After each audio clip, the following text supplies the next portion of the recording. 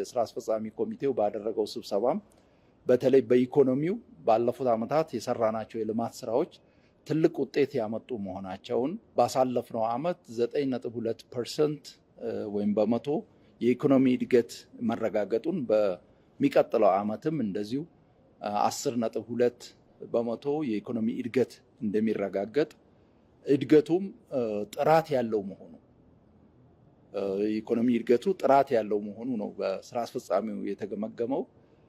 በተለይ ከጥራት አኳያ ኢኮኖሚው አካታችና የህዝቡን ኑሮ የሚያሻሽል እንዲሆን ሰፊ ስራ ነው የተሰራው። እጅግ አመርቂ የሆኑ ውጤቶችም ተመዝግቧል። በተለይ የኢኮኖሚ ጥራትን ለማረጋገጥ አካታችነትን እና የህዝቡን ኑሮ ለማሻሻል ከተሰሩ ስራዎች መካከል አንዱና ዋነኛው ምርትና ምርታማነትን ማሳደግ ነው። በተለይ ከግብርና አኳያ አነስተኛ ይዞታ ያላቸውን አርሶ አደሮች ተጠቃሚ የሚያደርጉ ሰፋፊ ስራዎች ተሰርቷል። በዚህም ከፍተኛ ውጤት ተመዝግቧል። ለምሳሌ በ2010 ዓመተ ምህረት ይመረት የነበረው የሰብል ምርት 306.1 ሚሊዮን ኩንታል ነው በአመት። ይህንን በ2017 ወደ 1.57 ቢሊዮን ኩንታል ማሳደግ ተችሏል። ይሄ ማለት ከ2010 እስከ 2017 ድረስ በ5 እጥፍ ማሳደግ ተችሏል ማለት ነው።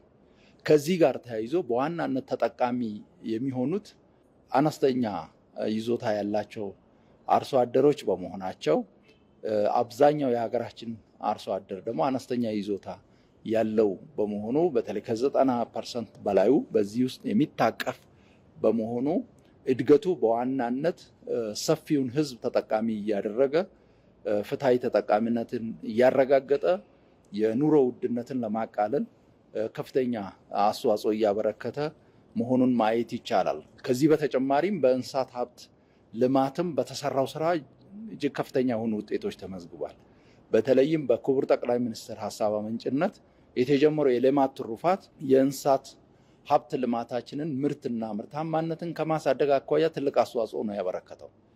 በዚህም የወተት ምርት በከፍተኛ ደረጃ አድጓል። የእንቁላል ምርትና ምርታማነት በከፍተኛ ደረጃ አድጓል። የዶሮ ስጋን በከፍተኛ ደረጃ ማሳደግ ተችሏል። የአሳ ምርትና ምርታማነትን በከፍተኛ ደረጃ ማሳደግ ተችሏል።